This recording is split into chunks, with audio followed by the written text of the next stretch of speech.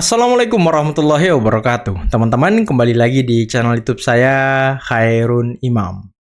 Gimana nih kabar kalian? Semoga kita semua selalu diberi kesehatan, kemudahan, dan juga limpahan rezeki dari Yang Maha Kuasa, teman-teman ya. Nah, di video kali ini kita akan melihat bagaimana petunjuk demi petunjuk mengenai siapa dalang di balik kasus ijazah palsu ini, siapa yang mengorkestrasi kasus ijazah palsu ini, sepertinya mulai muncul di permukaan setelah Roy Suryo, Rismon, Tifa, para peneliti gadungan, peneliti abal-abal ini menjadi tersangka, kemudian dicekal ke luar negeri, dan juga wajib lapor sekali seminggu di Polda Metro. Waduh. Nanti kita simak siapa sih orang-orang yang selama ini dalam tanda kutip mendukung gerakan orang-orang ini, teman-teman ya. Nah, selain itu, kita juga akan melihat bagaimana Bung Firdaus Oyobo menyemprot orang-orang yang selama ini membanding-bandingkan sikap Pak Jokowi dengan Pak Asrul Sani. Yang dimana Pak Asrul Sani ketika dituduh ijazah palsu, dia langsung menunjukkan ijazahnya di depan wartawan. Ternyata itu tidak menyelesaikan masalah, teman-teman. Nanti kita dengarkan ulasan dari Bung Firdaus Oyobo ya. Nah, kemudian kita juga akan melihat bagaimana pandangan dan perspektif dari Bung Hasan Nasbi terkait dengan sikap Pak Jokowi yang selama ini luar biasa sabarnya, dikoyo-koyo, dicari-cari kesalahannya, dijatuhkan harkat dan martabatnya. Tapi beliau sangat sabar dan menikmati permainan catur dari gerombolan pembenci. Nah, terakhir kita akan menyaksikan bagaimana Andi Azwan membongkar kepalsuan demi kepalsuan penelitian yang dilakukan oleh Roy Suryo, Rustam Effendi, utamanya mengenai Dumatno, yang dimana akhirnya Dumatno muncul ke publik dan memberikan pernyataan yang sangat luar biasa. Tapi sebelum kita mulai videonya, jangan lupa like, subscribe, dan share. Dan tanpa perlu berlama-lama lagi, mari kita mulai videonya berikut ini. Ada juga saya tahu yang bisa beli itu sertifikasi. Mungkin ada yang palsu lagi. Palsu. Ya kalau itu sih ijazah ada palsu ya, apalagi sertifikasi. Ijazah? Dia sindir-sindir ijazah. Ya, ada yang teman saya, Pak Menteri, Hakim MK, dituduh ijazah palsu. Ya, sahabat baik saya Pak Asrul Sani. Tapi hebatnya dia tampil di depan tunjuk itu ijazahnya yang asli. Nggak kayak yang lain. Nggak kayak yang lain katanya. Maksudnya siapa tuh Pak? Coba kita lihat partai mana orang ini ya. Teng dadang dadang. Waduh. Logo apa itu teman-teman? Kok dari partai ini suka nyindir-nyindir Pak Jokowi ya? Hah? Kok mantan-mantan kadernya sekarang membela Roy Suryo CS ya? Ada apa ini? Ada apa ini, Bung? Ketawa semuanya. Waduh. Assalamualaikum warahmatullahi wabarakatuh. Para monyet-monyet yang ada di Indonesia. Ya. Ini ada berita, judulnya begini. Meski sudah ditunjukkan ijazah ke publik oleh Pak Asrul Sani, tetap didemo, malah diminta mundur dari Hakim MK. Wow. Itu beritanya tuh. Tetap didemo dan disuruh mundur dari Hakim MK. Jadi monyet-monyet ini, si monyet-monyet dungu ini, yang dicari itu bukan masalah ijazah yang ditunjukin atau enggak. Yang dicari itu kegaduhan di bangsa ini. Betul. Jadi kalau menganggap diri sebagai manusia, jangan ikut monyet-monyet ini. Ya. Jangan ikut monyet-monyet. Karena kalian akan menjadi monyet. Menurut Anda pendukung Pak Jokowi masih banyak nggak? Masih. Masih militan nggak? Masih. Kebayang nggak kalau orang ini digeruduk atau dipersekusi? Iya. Dan Pak Jokowi menempuh jalur selama ini diam, sekarang menempuh jalur hukum. Jadi gini, saya nggak tahu nanti siapa yang benar, siapa yang salah, itu urusan lain. Siapa yang benar, siapa yang keliru, itu urusan lain. Ya. Tapi bahwa orang mau memperjuangkan nama baik dia, kita harus hargai orang memperjuangkan nama baik dia. Sudah dibegituin sekian lama. Dan ini menurut saya tingkat kesabarannya juga level dewa ini. Nah, untuk urusan Pak Jokowi, beliau bisa tuntut pidana nih. Tingkat kesabaran tentu level kalau beliau dewa. mau menempuh soal pidana, beliau sudah yakin betul nih bahwa beliau bisa menangkan ini. Jadi saya itu dalam posisi orang itu berhak memperjuangkan nama baiknya kalau dikuyo-kuyo terus nama baiknya. Saya justru heran ada orang yang berbulan-bulan, bertahun-tahun ini aja kerjanya. Ngulik-ngulik soal ini, ngulik-ngulik soal entah apa. Buat saya kalau orang ini mungkin nggak sama-sama kita ini. Level psikologisnya udah nggak sama-sama kita ini. Udah jauh lebih hebat daripada kita nih level. Kalau nggak orang biasa, orang normal kayak kita, nggak akan punya daya tahan kayak gitu. Betul. Ini punya daya tahan kayak gini, kalau nggak orangnya spesial nih, Orang ya, spesial. kalau nggak ada yang orkestrasi, itu aja. Ada yang Maksudnya abang ada bohirnya orkestrasi. gitu.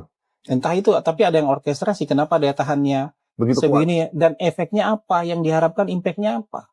Nah, persoalannya adalah apa bukti-bukti yang dipunyai oleh kubu dari Pak Roy Suryo ini untuk memberikan jarak Oke, itu. nggak usah, ini supaya mempermudah. Jadi maksudnya gini, UGM dan Lab 4 Polri sudah melakukan uji. Yes, itu Tapi Mas Roy dan kawan-kawan melakukan pengujian lagi dengan cara yang berbeda.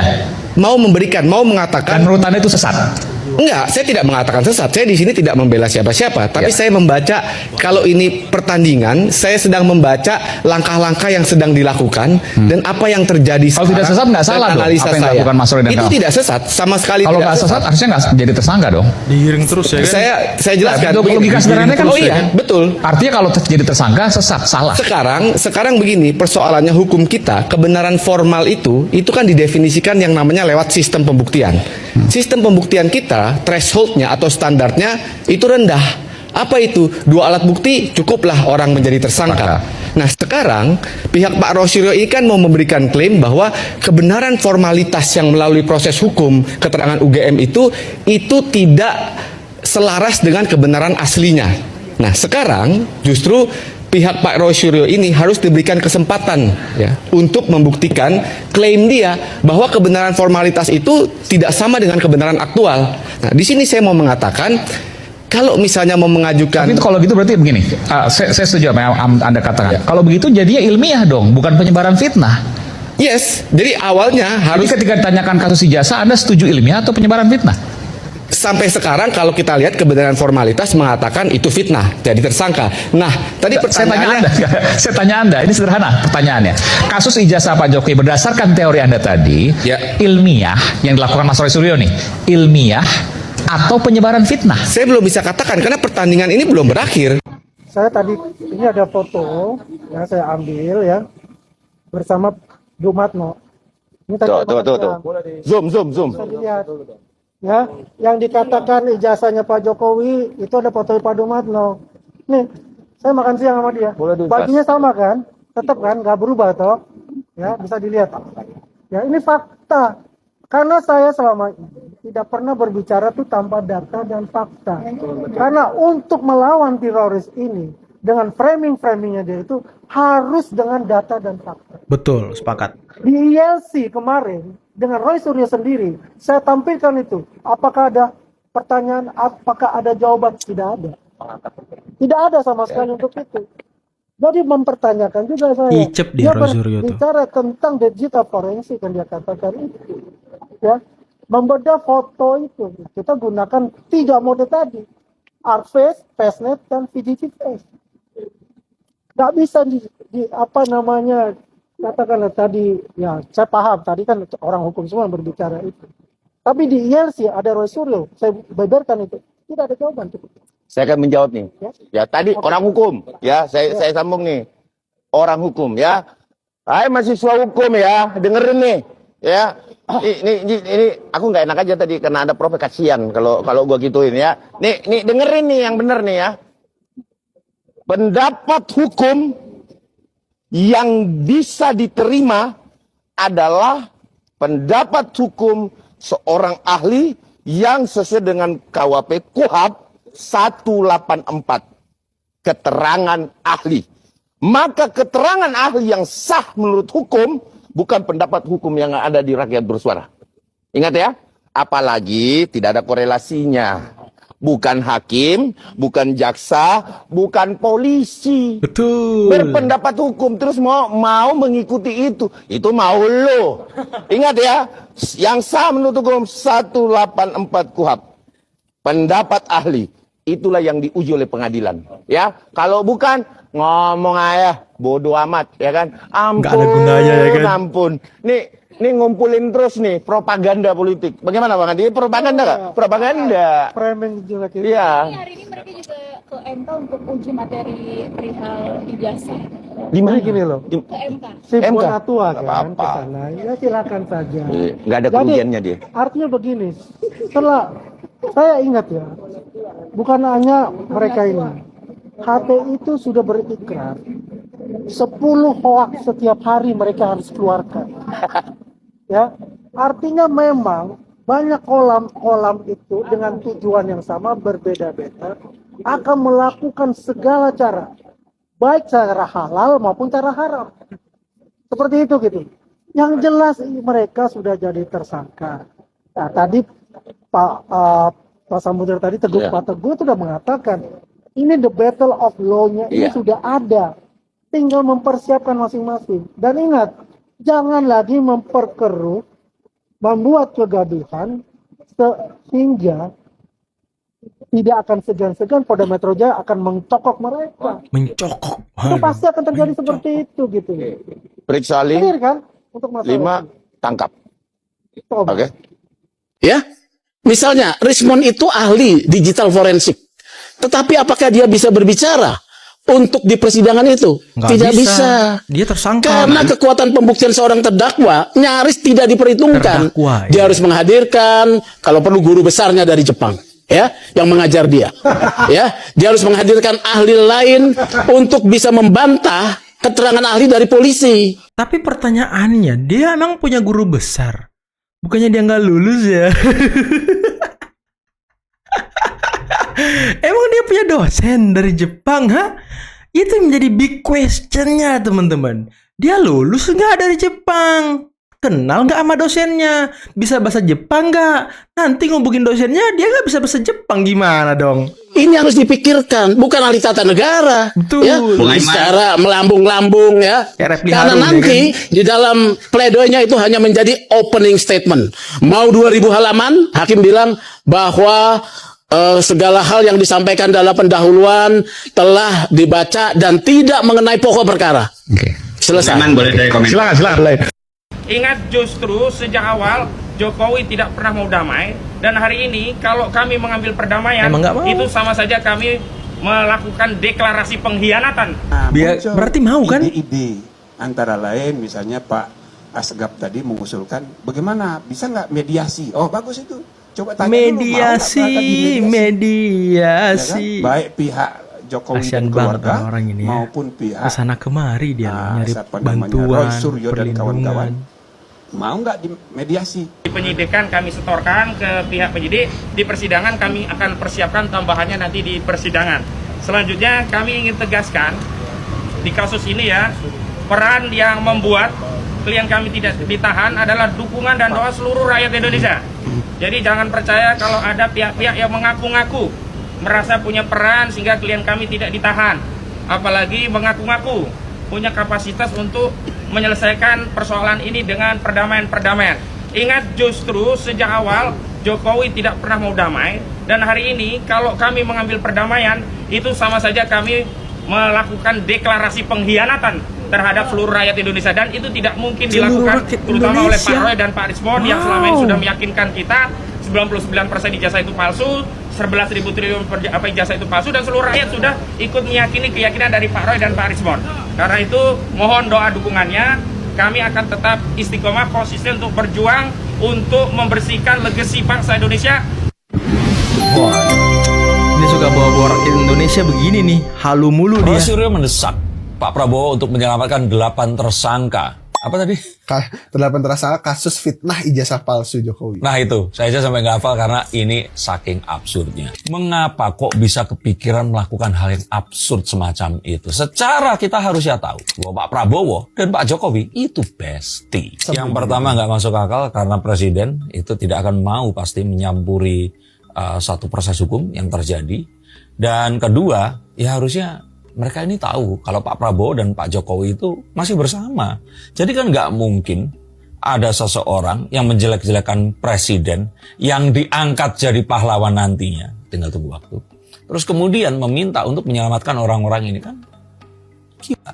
Cuma maksudnya keabsurdan ini kan nggak berhenti sampai di sana aja. Maksudnya dari gelagat Mas Roy Suryo sendiri, bahkan ada beberapa pengamat politik yang menganggap bahwasanya Mas Roy Suryo ini omongannya udah nggak bisa dipercaya karena kadang-kadang A, kadang-kadang B, Emang iya. Orang-orang yang mempercayai orang seperti ini itu adalah orang-orang yang dalam hidupnya itu pasti bermasalah. Entah dia ini protes sama keadaan lingkungannya, seseorang yang selalu menyalahkan orang lain saat terjadi hal buruk kepada dirinya, atau orang-orang di sekitarnya, orang-orang yang selalu menempatkan bahwa gak ada yang benar kecuali dirinya. Jadi artinya apapun kejadian, itu yang salah adalah apapun. Tuhan, cuaca, kemacetan, apapun, tapi bukan dirinya. Nah, orang-orang seperti ini biasanya adalah orang yang menyukai konten-konten seperti konten penuh kebencian yang dilakukan oleh, yaitu tadi kata teroris. Ya, cuman kalau misalkan dia minta tolong ke Pak Prabowo sendiri, yang mana Pak Prabowo sendiri masih bestie dari Pak Jokowi, atau justru mungkin kemungkinannya Pak Prabowo justru bukan menolong, tapi justru membantu proses hukum agar cepat mereka bertiga ditangkap. Saya pikir enggak lah. Pak Prabowo pun enggak mau ngurusin seperti ini karena Pak Prabowo itu masih merasa bahwa ya Pak Jokowi ini enggak bersalah. Sehingga enggak perlu dilakukan apa-apa. Dan toh itu juga terjadi di banyak hal. Seperti Mas Bobi yang berusaha untuk dipertanyakan kenapa tidak dimanggil KPK yang memang akhirnya ini belum menemukan bukti untuk bisa memanggil itu tadi. Dan hal-hal yang lainnya. Maka Pak Prabowo ini melihat ini adalah satu permasalahan yang masuk di dalam keranjang yang sama dengan pemakzulan Gibran. Oke teman-teman, itulah tadi beberapa video yang bisa kita simak, yang bisa kita saksikan pada kesempatan kali ini. Dan hal yang menarik untuk kita ulas adalah mengenai petunjuk-petunjuk siapa dalang atau siapa yang mengorkestrasi kasus ijazah palsu Pak Jokowi. Nah, tadi kita sudah lihat salah satu anggota DPR dari partai yang ya Anda bisa lihat sendiri tadi logonya, yang sudah mencerminkan satu partai tertentu teman-teman. Dan saya membaca beberapa analisis-analisis dari netizen yang banyak bertebaran di media sosial tentunya. Yang pertama adalah ini apa ya, mungkin benang-benang merah ataupun pecahan-pecahan kaca yang mungkin bisa kita susun gitu menjadi satu. Yang pertama itu ada yang mengatakan bahwa beberapa minggu lalu Roy Suryo sempat bertemu dengan SBY. Jadi Roy Suryo itu sempat sowan ke SBY dan memberikan buku Jokowi White Paper. Dan Pak SBY sedikit berbincang-bincang dengan Roy Suryo. Tapi ya Roy Suryo tidak mau membocorkan apa isi perbincangannya. Nah, yang kedua teman-teman, ada Denny Indrayana, mantan menteri atau mantan wakil menteri era SBY dan mantan kader partai yang sama kayak tadi gitu ya kan. Nah, dia tiba-tiba muncul juga mendukung dan ingin menjadi kuasa hukum Roy Suryo. Dan saya curiga orang yang mengurusi visa 3 tahun Roy Suryo ya mungkin si Denny Indrayana juga. Nah, tadi ya di video ini kita juga melihat salah satu anggota DPR dari partai itu juga sedikit menyentil Presiden Jokowi, Presiden ke-7 Republik Indonesia. Nah, ini apa ini maksudnya nih? Nah, dan Ruslan Buton ya kan itu juga dari partai itu.